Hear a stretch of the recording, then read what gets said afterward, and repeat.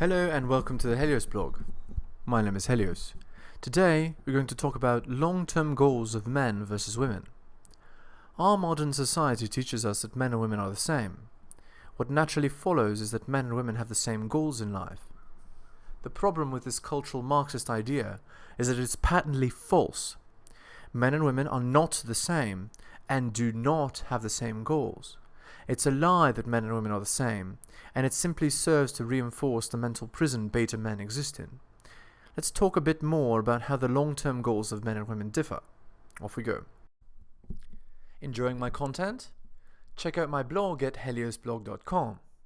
On YouTube, you can support me by liking and subscribing. I'm also on Spotify if you'd prefer a podcast. If you're interested in my books, The Strategist Guide to Seduction and Quotes to Live By, they're available on Amazon. In addition, you can follow me on Patreon at the Helios blog for exclusive content. On with the show. Men and women are different. Both their biology and psychology is different. That we are taught in school that men and women are the same doesn't make it true.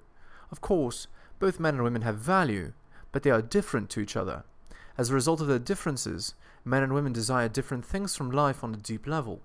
Our modern society encourages men to sacrifice themselves in order to better facilitate the long-term goals of women. This is a result of the matriarchy, the feminine primary society we find ourselves in today. What do men strive for ultimately? Men do not strive for the same thing as women. If you boil it down, what men strive for is freedom. Men want to be free from the burden of performance and from the toils of life. They want to relax, knowing that they achieve this freedom for themselves. Why do men seek freedom? Men seek freedom because men are born with no inherent value. This means that all men have to work in order to be worth more than nothing. Since men are biologically replaceable, they do not have any value from birth. As a result of this, they have to perform. Practically everything a man receives in his life has something to do with his ability to perform or do something. Men are not rewarded for who they are, but for what they do. Men seek freedom in order to feel as though they've overcome the system. What do women strive for ultimately? As I've said before, men and women are different. Unlike men, women have inherent value.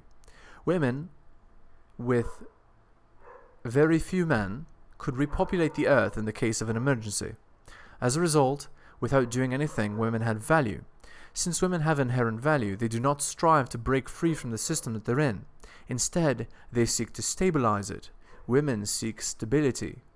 Why do women strive for stability? Women strive for stability so they can maintain the status quo of having inherent value.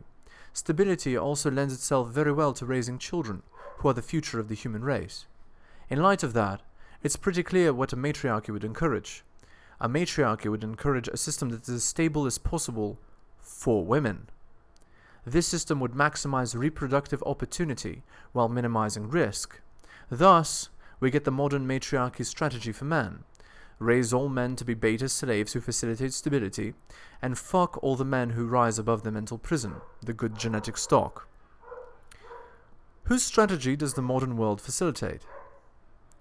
The modern world facilitates women's strategy. It maximizes the long-term stability for women, while also giving them maximum mating opportunities with the best men. The best men are determined through natural selection. The selective pressure for this process of natural selection is men's upbringing. Men are brought up to be servile slave boys, effectively. Betas. Only those men who refuse to bend are seen as good genetic stock.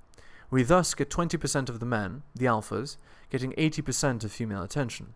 Beta slaves. 80% of men are beta slaves, raised simply to facilitate the long-term stability of women.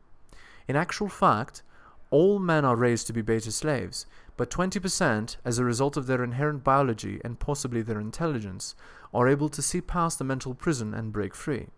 A freed slave is an alpha, who gets reproductive access to practically all women. Beta slaves are not considered real men by women, and are only given as much sex as is necessary to keep them providing resources. Often, no sex is given at all, only the chance at future sex. Wake up and be free. It is your job to wake up and be free. If you live life on autopilot, you'll simply grow up to be a facilitator of women's long-term goals. You'll never be free of your burden of performance. You'll always have to work in order to facilitate the primacy of those who raised you. Without knowing the truth, you'll be a permanent slave.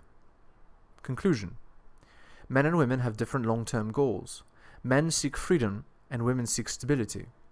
Our modern world facilitates women's long-term goals, and thus we live in a matriarchy. Only by breaking free of the mental prison you've been raised in can you be truly free.